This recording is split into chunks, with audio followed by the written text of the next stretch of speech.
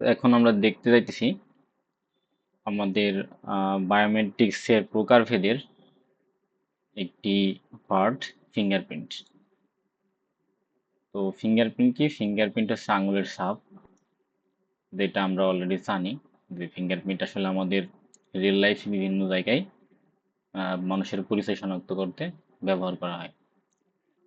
তো ফিঙ্গারপ্রিন্ট হলো একটি ইলেকট্রনিক্স ডিভাইস বা বায়োমেট্রিক সিস্টেম যা মানুষের হাতের আঙুলের ছাপ স্ক্যান এবং ডিজিটাল ডেটায় রূপান্তর করে ব্যক্তির পরিচয় নিশ্চিত করে। এটি বিশ্বজুড়ে সবচেয়ে জনপ্রিয়, সহজলভ্য এবং বহুল ব্যবহৃত বায়োমেট্রিক্স পদ্ধতি। এটা আসলে কিভাবে কাজ করে সেটা আমরা জানবো। এটা কাজ করে হচ্ছে মানুষের প্রতিটি আঙুলের ছাপে কিছু সূক্ষ্ম খাঁজ বা রেখা এবং বিন্যাস থাকে, যাকে আমরা মিটুনিয়া বলে থাকি। তো পৃথিবীর দুজন মানুষের মিটুনিয়ার বিন্যাস কখনো এক হয় না।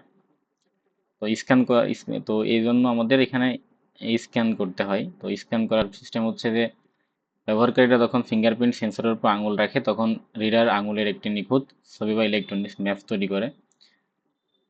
ম্যাপ থেকে সফটওয়্যারের মাধ্যমে সফটওয়্যারটি আঙুলের রেখাগুলোর দিক, রেখা সীমানা এবং সংযোগস্থল চিহ্নিত করে। এটা হচ্ছে মিটু মিনুটিয়া বলে বা মিনুটিয়া বিশ্লেষণ বলে। এরপরে ম্যাচিং বা তুলনা করা। তো এই ডেটাটিকে পূর্বের সিস্টেমে সেভ করে রাখা ডেটার সাথে মেলানো হয়। মিল পাওয়া গেলে অ্যাক্সেস বা প্রবেশাধিকার দেওয়া হয়, অন্যথায় রিজেক্ট করে দেওয়া হয়। এটা আসলে ফিঙ্গারপ্রিন্টের কাজ, মানে মূল কাজ, কিভাবে এটা কাজ করে। তো ফিঙ্গারপ্রিন্টের প্রকারভেদ দেখি আমরা যে ফিঙ্গারপ্রিন্ট কত ধরনের আর কি। ফিঙ্গারপ্রিন্ট হচ্ছে অপটিক্যাল রিডার, এটা মূলত শক্তিশালী ক্যামেরার মতো কাজ করে। তো আঙুলের উপর আলো ফেলে রেখাগুলোর একটি স্পষ্ট ছবি তোলা পুরনো এবং তুলনামূলক কম নিরাপদ এটা আসলে। এরপর আছে ক্যাপাসিটি রিডার। তো ক্যাপাসিটি রিডার এটা মানুষের শরীরে বিদ্যুৎ বা চার্জ ব্যবহার করে কাজ করে। আঙুলের উঁচু রেখাগুলো সেন্সরগুলোকে স্পর্শ করে, কিন্তু নিচু যে খাঁজগুলো স্পর্শ করে না। তো এর ফলে এটি নিখুঁত ইলেকট্রনিক্স ম্যাপ তৈরি হয়। তো আমাদের স্মার্টফোনে মূলত এই সেন্সর ব্যবহার করা হয়। আমরা স্মার্টফোনে যে সিস্টেম আছে এখানে আমরা ব্যবহার করি। এরপর আছে আল্ট্রাসনিক রিডার। তো আল্ট্রাসনিক রিডার হচ্ছে আঙুলের দিকে অতি সন্নক শব্দ তরঙ্গ বা আল্ট্রাসনিক সাউন্ড পাঠায়। তা প্রতিফলিত হয়ে ফিরে আসার উপর ভিত্তি করে আঙুলের একটি 3D ম্যাপ তৈরি করে। আধুনিক স্মার্টফোনের ইন ডিসপ্লে ফিঙ্গারপ্রিন্ট সেন্সরে এটি ব্যবহার করা হয়। তো এই হচ্ছে ফিঙ্গারপ্রিন্টের প্রকারভেদ, 3 ধরনের: অপটিক্যাল রিডার, তারপরে ক্যাপাসিটিভ রিডার এবং আল্ট্রাসনিক রিডার।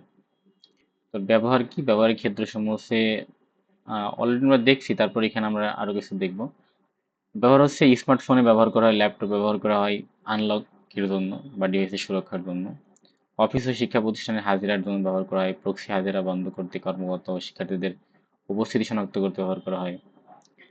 জাতীয় পরিচয়পত্রে ব্যবহার করা হয়। যখন প্রথম জাতীয় পরিচয়পত্র করা হয় তখন প্রত্যেক মানুষের আঙুলের ছাপ, চোখের আইডি সেগুলো নেওয়া হয়। এবার ব্যাংকিং সিস্টেম এবং এটিএম বুথে ব্যবহার করা হয় নিরাপদ লেনদেনের জন্য। স্মার্ট ডোর লক, বাসাবাড়িতে যেগুলো, যেসব বাসাবাড়ি স্মার্ট হোম সেগুলোতে ব্যবহার করা হয়ে থাকে। তো এই ছিল আমাদের ফিঙ্গারপ্রিন্টের ওভারভিউ। তো পরবর্তী ভিডিও হয়তো আমরা উম, আমরা বায়োমেট্রিক্সের প্রকারভেদের অন্য কোনো প্রকারভেদ নিয়ে হাজির হব।